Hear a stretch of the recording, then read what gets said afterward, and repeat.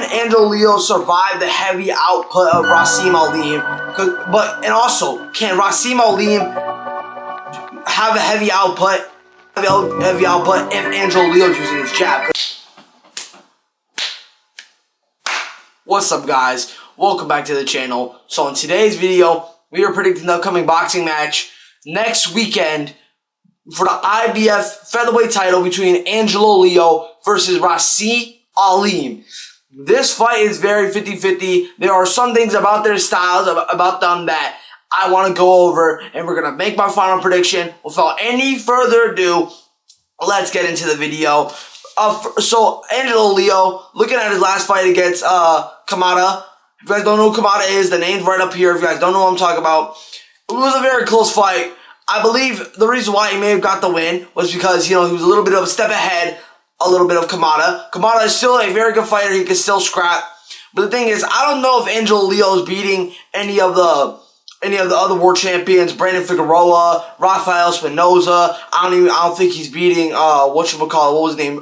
Bruce Covington, aka Shushu. I don't think he's beating any of those guys. But I think he has some weaknesses to his style that makes him not win against these other champions. Starting off, his first weakness, that he's very hittable, especially in exchanges. And mind you, Brandon Figueroa is very good when it comes to exchanges, but we're not talking about Brandon Figueroa versus Angelo Leo. We're talking about him versus Ra'eese Aleem.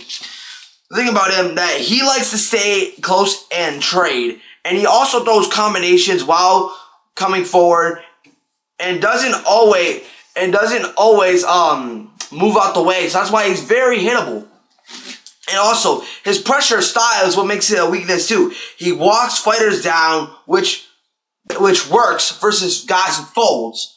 But it doesn't work when he fights fighters who move around and who are technicians. Like, take a look at his loss to Stephen Fulton. Stephen Fulton was moving around. He was outboxed at range. He was beaten to the punch, frustrated while trying to close the distance. And lastly, another thing that's bad about his style, that he can be predictable because he comes forward consistently, works behind similar pressure patterns. High-level opponents can time him if they adjust well. That's what the weakness is of Angelo Leo. But Angelo Leo has a very good jab, very good hook to the body, very good hook to the head, and he has a very slick uppercut that worked on his fight with Kamada. And now, as for Ra'eese Aleem, his defense can get loose. Aleem throws a lot of punches, especially burst, and when he does, his hands can drop after combinations. He can sometimes come straight in, leave openings for counters, and he can be out. And another weakness, he can be outboxed by cleaner technicians.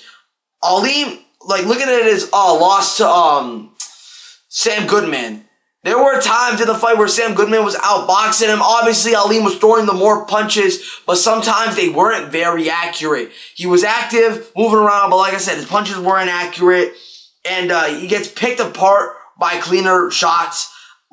He lost rounds despite throwing more in that fight with Sam Goodman, and that's how Sam Goodman got the win. Don't get me wrong, it was a very good fight. But just because of Sam Goodman landing the cleaner shots and Aleem not throwing as much accurate shots, that's what made him lose the fight. And he also relies heavily on output over effectiveness. Because sometimes he likes to outwork opponents. He likes to keep a high pace. But here's the downside about that. Can look messy. Judges may favor cleaner, sharper punches. And he can burn energy if the fight goes long, because he's not necessarily the best when it comes to knocking people out. That's why he has a problem. His cardio gets he gasses out a little bit in the later rounds. But it's a winnable fight for either fighter, because obviously we all know Angelo Leo is very hittable. Angelo Leo even admit that himself on an interview. But the thing is, I'm curious, can Angelo Leo survive the heavy output of Ra'eese Aleem? And also, can Ra'eese Aleem have a heavy output if Angelo Leo is using his jab? Because like I said, Angelo Leo has a very slick jab. So if Ra'eese Aleem cannot land the heavy output, this will be a dominant fight, and it will be a bad night for Ra'eese Aleem all night. To be honest, these are the two fighters where I don't think they're beating the other world champions. Like I said, these guys have a lot of these guys expose a lot in their styles, but that's what makes them, you know, they're so good. But also, like I said, so obviously Angelo Leo on the type to knock you out all the time. But when he won the world title, I forgot who he fought, Luis Alberto Lopez, something like that. He caught him with that good left hook. I think it was like a right hook, left hook, but he caught him with that good hook that finished him.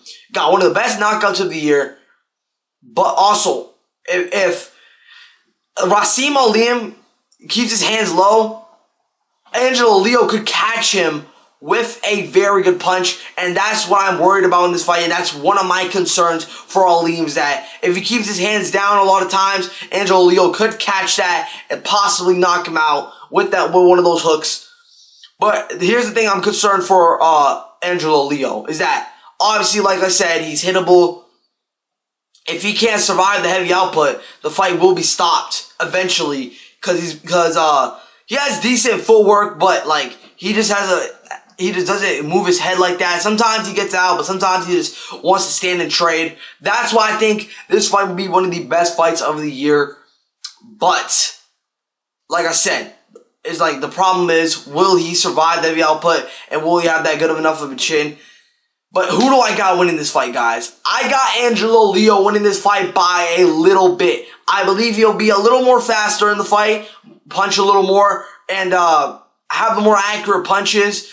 But Aleem, man, he could possibly win this fight. It's a winnable fight for either fighter. But this will be the end of the video, guys. If you guys enjoy the content like this, make sure you guys like, subscribe, turn on notifications. Thank y'all for 83 subscribers. I'll see you on the next one. I'm out. Peace.